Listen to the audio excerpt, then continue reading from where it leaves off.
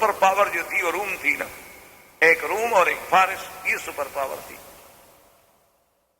اور روم جو تھا اس کا بادشاہ ہرقل کہلاتا تھا، اور کسرا جو تھا اس کے لوگ جو ہے وہ فارس کہلاتے تھے. سرکار دو جہاں صلی اللہ علیہ وسلم نے دہیہ قلبی کو بھیجا اور خط، اور وہ خط کیا تھا؟ من محمد الرسول اللہ رب العالمین الى ہرقل عظیم الروم والسلام علی من اتبع الہدی اسلم تسلم یؤتک اللہ اجرک مرتین. حضور نے خط لکھا، یہ خط محمد رسول اللہ کی طرف سے ہے، اور ہرقل عظیم الروم جو بادشاہ ہے روم کا بڑا، اس کو سلام تو اس پہ ہے جس نے اللہ کی ہدایت کو مانا ہے، کیونکہ کافر کو آپ سلام علیکم نہیں کہہ سکتے. اور اس کے بعد حضور نے دعوت دی کہ بادشاہ سلامت اسلام لے آؤ، اگر تم اسلام لے آؤ گے تو اللہ تو تمہیں 2 اجر دیں گے، چونکہ تم اہل کتاب ہو، عیسائی ہو. ایک تمہیں اس دین کا اجر ملے گا اور ایک دین محمد مصطفیٰ صلی اللہ علیہ وسلم کا اجر ملے گا. اور اگر تم اسلام نہ لے آئے فإن علیک اسم الرجسین، پھر جتنی قوم تیرے ماتحت ہے ان کے اسلام نہ لانے کا گناہ بھی تم پہ ہوگا. اچھا، خدا کی شان یہ ہے کہ روم جو ہے، ہرقل جو ہے، ان کا جو دارالخلافت تھا، جو مرکز تھا، وہ تھا قسطنطینیہ. لیکن قسطنطینیہ سے یہ ان دنوں میں جب حضور صلی اللہ علیہ وسلم نے خط بھیجا تھے قلبی کو بھیج کر، تو ہرقل جو ہے وہ بیت المقدس آیا ہوا تھا شام. اس کی وجہ یہ تھی کہ اس نے ایک منت مانی تھی کہ اگر میں بیت المقدس کو فتح کر لوں تو میں اس میں فلاں مقام سے پیدل چل کے داخل ہوں گا. تو وہ اپنی منت پوری کرنے کے لیے پیدل چل کے بیت المقدس میں آیا ہوا ہے. اچھا، اور اللہ کی قدرت کا نظارہ دیکھیں کہ راستے میں اس نے خواب دیکھا. جب وہ آ رہا تھا پیدل بیت المقدس کو، تو جب رات ہوئی سو گیا تو رات میں خواب دیکھا. خواب دیکھتا ہے کہ بعض لوگ ہیں جو مختون ہیں، مختون مانا ختنہ جن کا ہوتا ہے، وہ آتے ہیں اور میرے ملک پہ قبضہ کرتے ہیں. یہ خواب دیکھا تو گھبرا گیا، کہ مختون کون ہوتے؟ اس نے اپنے قسیسین کو بلایا، قسائس کو بلایا، قساطر کو بلایا، علماء جو تھے ان کے بڑے بڑے ان کو بلایا، اور سب کو بلانے کے بعد اس نے کہا کہ میں نے ایسے خواب دیکھا ہے کہ یہ مختون لوگ کون ہیں؟ انہوں نے کہا جی یہودی بھی خطرہ بیٹھتے ہیں. انہوں نے کہا اچھا، اس کا مطلب ہے کہ پھر میرا خواب جو ہے ان کے بارے میں، جو ایسا کرو کہ میں حکم دیتا ہوں کہ یہود کا بچہ بچہ ختم، نہ رہیں گے نہ میرے ملک میں قبضہ. اسی اسنا میں خدا کی قدرت ہے کہ ایک آدمی چوری کرتے ہوئے پکڑا گیا. وہ عرب کے آدمی تھا. جب اس کو مارنے لگے کپڑے کھل گئے، دیکھا وہ بھی مختون ہے.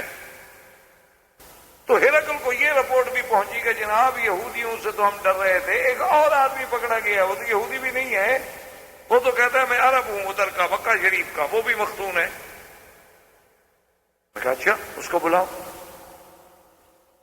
اس کو پیش کیا گیا. اس نے کہا کہ اچھا تم کیوں مختون ہے؟ کہا جی ہمارے عرب جو ہیں وہ سارے ختان کے قائل ہیں، ختنہ ہوتا ہے واقعہ، چونکہ ہم ملت ابراہیمی پر ہیں. اپنے آپ کو تو یہ دعویٰ کرتے تھے نا چاہے مشرک. تو اب ہرقل سوچ میں پڑ گیا کہ یہ کون لوگ. اس نے کہا اچھا ایسا کرو کہ عرب کے بارے میں بھی معلومات کرو، ہم جلدی نہ کریں یہود کو ختم کرنے میں. ایسا نہ ہو کہ ہم ایک قوم کی نسل مٹا ڈالیں اور اس کے بعد نتیجہ کوئی اور نکل آئے. تو ہمیں صبر سے کام لینا چاہیے. اسی اسنا میں دہیہ پہنچے. ابھی دہیہ کی ملاقات نہیں ہوئی تھی کہ اس چور نے جو پکڑا گیا تھا اس نے ایک بات یہ بھی کر دی تھی کہ ان فینا نبی، مکے میں ایک نبی ہے جس کا نام محمد ابن عبداللہ ہے. ہرقل نے کہا اچھا. ہرقل چونکہ پڑھا لکھا آدمی تھا، اہل کتاب تھا، بادشاہ تھا، مطالعہ تھا انجیل کا، بائبل کا، کتابوں کا. اس نے پڑھا تھا کہ یہ زمانہ ہے ایک نبی پیدا ہوگا. اس نے کہا اچھا ایسا کرو کہ شام میں پتہ کرو کہ مکے کے لوگ آتے ہیں تجارت کرنے کے لیے. شام کوئی آدمی، مکے کا کوئی وفد، کوئی ڈیلیگیشن آیا ہوا ہو تجارتی، تو پتہ کیا گیا تو ابو سفیان کا وفد آیا ہوا تھا، تو ان کو لے کر ہرقل کے پیش کر دیا گیا۔ ہرقل نے اپنے سارے قسیسین کو بٹھایا، ابو سفیان آ گیا، ملا، اس نے پوچھا کہ اچھا میں نے سنا ہے کہ مکہ میں مکرمہ میں ایک نبی پیدا ہوئے ہیں، آپ نے بھی سنا ہے؟ ہاں جی۔ کیا نام ہے؟ اس نے کہا محمد ابن عبداللہ۔ ہرقل نے کہا کہ ایکم اقرب نسبا الی محمد صلی اللہ علیہ وسلم، تم لوگ جو آئے ہو وفد ڈیلیگیشن تجارت کا، تم سب میں کون آدمی ہے جو نسب کے اعتبار سے زیادہ قریب ہو محمد رسول اللہ؟ ابو سفیان نے کہا انا۔ انہوں نے کہا ہرقل میں ہوں، میں حضور کا قریبی رشتے دار ہوں، 5ویں جد میں میرا اور آپ کا دادا ایک ہے، جد خامس میں ہم مشترک ہیں۔ اس نے کہا اچھا ابو سفیان، پھر جو بات میں تم سے پوچھتا جاؤں وہ مجھے بتا، ایک تو بتاؤ نام کیا؟ اس نے کہا محمد ابن عبد۔ اس نے کہا کبھی آپ کا نبوت کے دعویٰ کرنے سے پہلے آپ نے کبھی کسی بات میں جھوٹ بولا؟ ابو سفیان نے کہا کہ نہیں۔ کوئی معاہدہ کرے، وعدہ کرے، عہد کرے تو پورا کرتا ہے یا توڑ دیتا ہے؟ ابو سفیان نے کہا میں نے سوچا موقع تو ہے کوئی جھوٹ بولوں، لیکن میں نے سوچا کہ پھر قیامت تک عرب میں آر رہے گی کہ ابو سفیان نے سردار ہو کے جھوٹ بولا تھا، ورنہ میرا دل چاہتا تھا کہ میں حضور کے خلاف کوئی بات جھوٹ بول دوں۔ آج تو مسلمان جھوٹ بولتے ہوئے فخر کرتا ہے نا، بلکہ جو جتنا بڑا جھوٹا ہو اتنا بڑا سیاسی لیڈر بن سکتا ہے۔ لیڈر بننے کے لیے آج خصوصیات میں ایک خصوصیت یہ بھی شمار ہوتی ہے کہ وہ جھوٹ کتنا بڑا بول سکتا ہے اور کتنے بہتر انداز میں بول سکتا ہے۔ یہ کافر ہے، وہ کہتا ہے میں نے سوچا کہ جھوٹ بولوں، مجھے موقع ہے جھوٹ بولنے کا، اور مجھے یہ بھی پتا تھا کہ جتنے آدمی کھڑے ہیں اگر میں نے جھوٹ بولا تو یہ بھی میری توہین یا تردید نہیں کریں گے، جانتے ہیں کہ میں سردار ہوں، لیکن خفت میں ڈر گیا کہ یار میرے خاندان پر ایک بٹا لگ جائے گا کہ ابو سفیان نے چلو حضور کے ساتھ دشمنی تھی لیکن دشمن پہ جھوٹ کیوں بولا؟ تو اس نے کہا اچھا کبھی معاہدہ؟ اس نے کہا جی بات یہ ہے کہ معاہدہ ابھی ہمارا ہوا ہے، 1-2 سال گزرے ہیں، حضور صلی اللہ علیہ وسلم 10 سال کا معاہدہ ہے، پتہ نہیں پورا کرتے ہیں کہ نہیں کرتے۔ لیکن ابو سفیان کہتے ہیں واللہ خدا کی قسم میں سمجھتا ہوں میں یہ بھی جھوٹ بولا، مجھے یقین تھا کہ حضور اپنا وعدہ پورا کریں، معاہدہ پورا کریں گے، حضور صلی اللہ علیہ وسلم کبھی وعدے میں خیانت نہیں کر سکتے۔ اس نے اس کے بعد پوچھا اچھا یہ بتاؤ کہ حضور صلی اللہ علیہ وسلم کے ماننے والے جو ہیں وہ بڑے لوگ ہیں یا غریب لوگ ہیں؟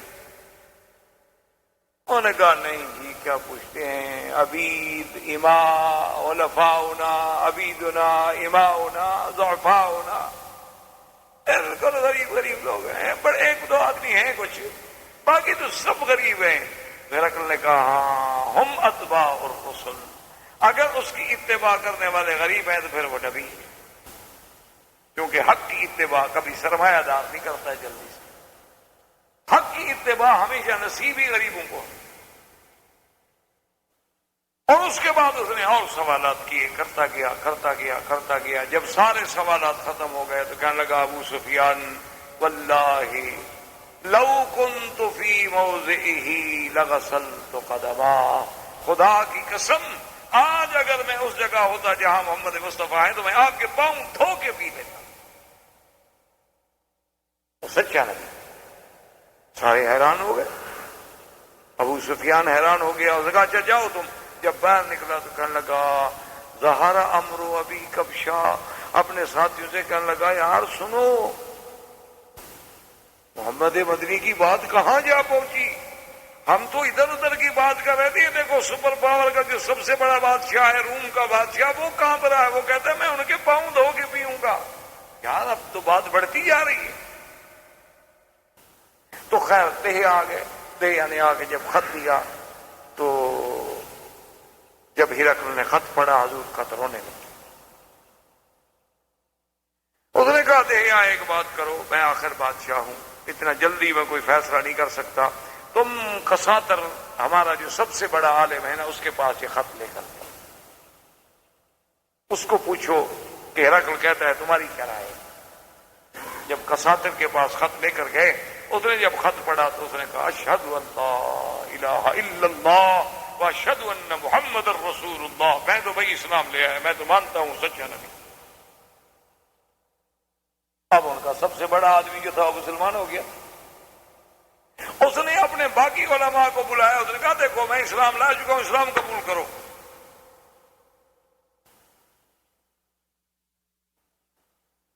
ہم نے کہا نہیں، ہمیں سوچنے کا موقع تو دے گا، کیا سوچ، تم نے جو کتابوں میں پڑھا ایک ایک علامت، ایک ایک نشانی جو ہے وہ محمد بدری پہ سچی ہو۔ اب فکر کس بات کی، ہم عالم ہیں، ہمارا کام ہے کہ حق بات ملے تو اتباع کریں۔ انہوں نے کہا ہمیں سوچنے دو۔ دوسرے دن ہرقل نے سب قسیسین کو بلایا، قساطرہ کو بلایا، سب کو بلا کے، اور آپ جو ہے اس نے بڑا اہتمام کیا، ایک مقام تھا، مسند تھی، اور بڑے پیرے کے ساتھ کھڑا ہوا اور وہاں سے آگے ظاہر ہوا۔ اس نے کہا کہ دیکھو تم علماء ہو اور دروازے محل کے بند کرا دیے۔ اس نے کہا تم علماء ہو، میں نے جو کتابیں پڑھی ہیں، میں نے جو کتب متقدمہ کا مطالعہ کیا ہے، میں اس بات پہ پہنچا ہوں کہ یہ محمد عربی سچا نبی ہے، اور تم سب گواہ ہو جاؤ، اشہد ان لا الہ الا اللہ واشہد ان محمد الرسول اللہ، میں مسلمان ہوتا ہوں۔ اب جو کسی سین بیٹھے ہوئے تھے نا جی، پہلے تو کوشش کی کہ ہم بھاگیں، آگے دروازے بند تھے۔ انہوں نے کہا کہ واللہ لا نترک دین المسیح، ہم حضرت عیسیٰ کا دین نہیں چھوڑ سکتے۔ اور اسی اسنا میں انہوں نے اپنا جو بڑا عالم تھا نا، جو پہلے کلمہ پڑھ چکا تھا، اس کو بھی قتل کر دیا۔ جب ہرقل نے دیکھا کہ یہ تو اتنے شدید ہے کہ انہوں نے اتنے بڑے عالم کو مار دیا، تو یہ بادشاہ کو کب چھوڑے گا؟ تو اس نے کہا یار تم بے وقوف ہو، میں تو تمہارا امتحان لینے کے لیے کلمہ پڑھ رہا تھا، میں مسلمان تھوڑا ہو گیا ہوں، میں تو دیکھنا چاہتا تھا کہ تم اپنے دین پہ کتنے پکے ہو۔ او بڑے خوش ہو گئے۔ اس کے بعد دروازہ کھل گیا، واپس چلے گئے، اور اس کے بعد اس نے دہیا کو بلایا۔ اس نے کہا کہ دیکھو بات یہ ہے کہ میری طرف سے حضور کو یہ بتا دینا کہ میں نے کلمہ پڑھا ہے، اشہد ان لا الہ الا اللہ اشہد ان محمد رسول اللہ، اور ہدایہ دیے اور بڑی بڑی قیمتی چیزیں دیں، اور حضرت دہیا کو بڑی عزت کے ساتھ روانہ کیا۔ سرکار دو جہاں کے بعد جب دہیا آئے، ساری بات سنائی، آپ نے فرمایا کذب اللہ، اس اللہ کے دشمن نے جھوٹ بولا، اسلام نہیں لایا۔ اس کا دل تھا کہ میں اسلام لے آؤں، لیکن اپنے اقتدار کو بچانے کے لیے مرتد ہو گیا، بس بات، کوئی اس کا اسلام۔ اسی اسنا میں حضور صلی اللہ علیہ وسلم نے اپنا جو ایک وفد ہے عمر ابن العاص کو بھیجا عمان، اور ایک صحابی کو بھیجا بحرین، ایک صحابی کو آپ نے وفد بھیجا نجاشی کے پاس، ایک صحابی کو آپ نے بھیجا بازان کے پاس، ایک صحابی کو آپ نے بھیجا ابی شمر کے پاس، ایک صحابی کو آپ نے بھیجا سید غسان کے پاس، ایک صحابی کو آپ نے بھیجا کسرا کے پاس، فارس کے پاس۔ لیکن یہ وہ کسرا ہے کہ جب حضور کا خط آیا نا، خط پڑھنے لگے کہ من محمد رسول اللہ الى کسرا عظیم فارس، اس نے کہا اچھا قدم اسمہ علی اسمی، آپ نے اپنا نام پہلے لکھا اور میرا نام بعد میں لکھا ہے، اس سے میں خط پڑھ۔ اس کہا جاؤ، میں نہیں مانتا۔ حضور کو جب اطلاع ملی، آپ نے فرمایا اللہم مزقہ ومزق ملکہ، یا اللہ اس نے تیرے نبی کے خط کی توہین کی ہے، اس کو بھی ٹکڑے ٹکڑے کر دے اور اس کے ملک کو بھی ٹکڑے۔ اور اللہ نے پھر ایسا ٹکڑے کیا کہ تاریخ اٹھا کے دیکھیں کہ پھر امان ہی ملی، ٹکڑے ٹکڑے ہو گیا کس طرح۔ عمان میں جب پہنچے حضرت عمر بن العاص، عمر بن العاص بڑے ذہین آدمی، حالانکہ 5 مہینے ہوئے مسلمان ہوئے، کوئی لمبا عرصہ نہیں ہوا، لیکن آدمی بڑے مدبر۔ یہ عمان نہیں جس کو اردن کہتے، عمان جو بحرین سے آگے، وہاں جب پہنچے تو اس وقت اس علاقے میں 2 آدمی سرداری کرتے تھے، ایک کا نام تھا عبد اور ایک کا نام تھا جعفر۔ ایک حصے پر وہ بادشاہ تھا، ایک حصے پر وہ بادشاہ۔ عمر بن العاص ذہین آدمی تھے، وہ جا کے وہاں رکے، اور رکنے کے بعد انہوں نے معلومات کیے کہ بھی یہ بادشاہ کیسے ہیں، کس بات سے خوش ہوتے ہیں، چونکہ بادشاہ ہیں نا، بادشاہ تو پھر بادشاہ ہی ہوتا ہے نا،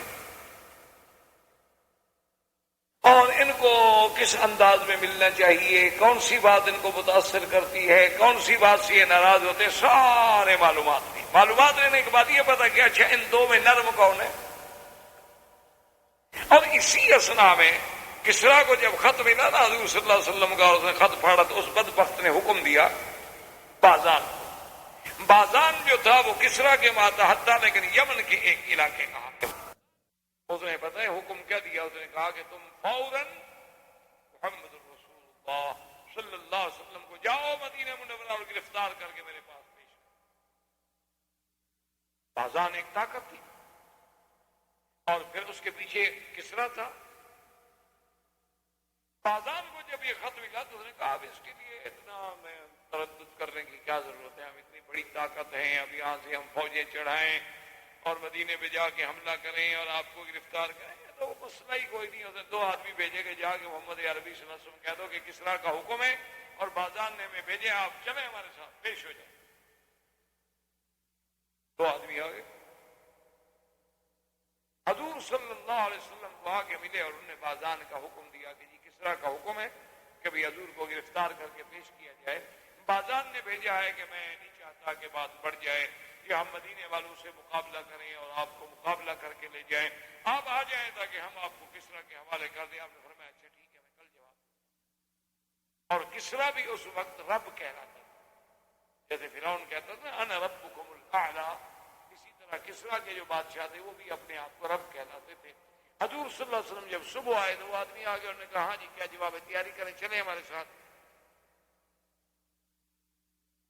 حضور نے فرمایا کہ بازان سے جا کے کہہ دو ان ربی قتل ربکم، میرے رب نے تمہارے رب کو مار دیا، اس کے بعد مجھے تم نے پیش کرنا ہے نا، وہ مت مر گیا، جب وہ بندہ مر گیا میں کیوں جاؤں؟ کہا جی یہ کیسے ہو سکتا ہے، کسریٰ کی بات آپ کو کیسے یہاں کیسے پہنچ گئی، کل تو آپ نے یہ نہیں بتائی۔ کہا میں نے بتائی، میں نے بتا دیا ہے، جا کے بازان کو کہہ دو بس۔ وہ دونوں آدمی واپس چلے گئے، انہوں نے آ کے بازان کو خبر کی، انہوں نے کہا کہ جی ہم واپس آ گئے۔ جب وہاں گئے تو حضور نے فرمایا کہ ان ربی قتل ربکم، میرے رب نے تمہارے رب کو قتل کر دیا، جب تمہارا رب تمہارا بادشاہ ہی قتل ہو گیا تو میں کس کے پاس جاؤں؟ کیسے ہو سکتا ہے، کسریٰ کو کون مار سکتا ہے، کسریٰ عظیم و فارس۔ ابھی بیٹھے ہوئے یہ باتیں کر رہا تھا کہ کسریٰ کے بلد کا ایک آدمی وفد پہنچا اس کے پاس، انہوں نے آ کے خبر دی، انہوں نے کہا کہ اس کے بیٹے نے اپنے باپ کو قتل کر دیا۔ انہوں نے کہا کب قتل ہوا؟ وہی رات جو رات کی حضور نے خبر دی تھی۔ تو جب اس نے دیکھا کہ بھائی حضور مدینے میں بیٹھے ہوئے ہیں، کسریٰ وہاں قتل ہو رہا ہے، قتل کرنے والا بیٹا ہے، تو کسریٰ کے اپنے دارالخلافہ میں بھی 2 دن کے بعد لوگوں کو پتا چلا ہے، محمد عربی کو اسی رات کیسے پتا چل گیا؟ اس نے کہا اپنے وفد سے سن لو، اشہد ان لا الہ الا اللہ واشہد ان محمد رسول اللہ، اللہ کا نبی ہے، میں نے کلمہ پڑھ لیا، ختم، میں مسلمان ہو گیا، میں نبی سے مقابلہ نہیں کر سکتا۔ اور اپنی قوم کو بلایا اور کہا کہ دیکھو میں مسلمان ہو گیا ہوں، مسلمان ہونا ہے ہو جاؤ، نہیں ہونا ہے تمہاری مرضی۔ اس کی قوم کے بازان کے قبیلے کے اکثر لوگ جو تھے وہ بھی اسلام میں آ گئے، اور یہ اسلام کی ایک عظیم فتح تھی کہ یمن کے ایک حصے کا بادشاہ مسلمان ہو گیا، ادھر نجاشی مسلمان ہو گیا، اور ہرقل چاہے اسلام نہ لے آیا دل سے، لیکن ظاہراً تو اس نے ایسی باتیں کی نا جس سے اسلام کا روب پڑ گیا۔